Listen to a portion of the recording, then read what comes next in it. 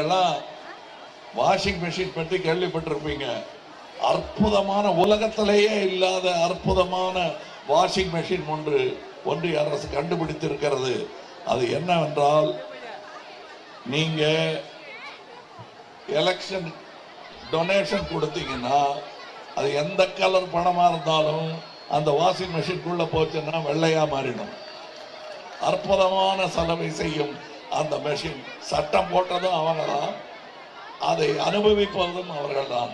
நமக்கு அதுல ஒண்ணும் கிடையாது. லாபம் 100 கோடினா 200 ரூபாய் டொனேஷன் கொடுக்குறான்.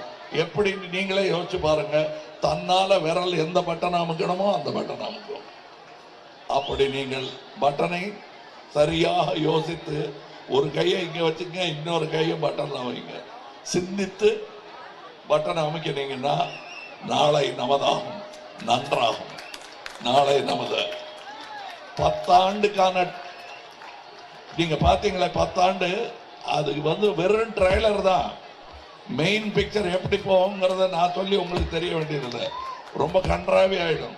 அப்படி போக விடாதீங்க.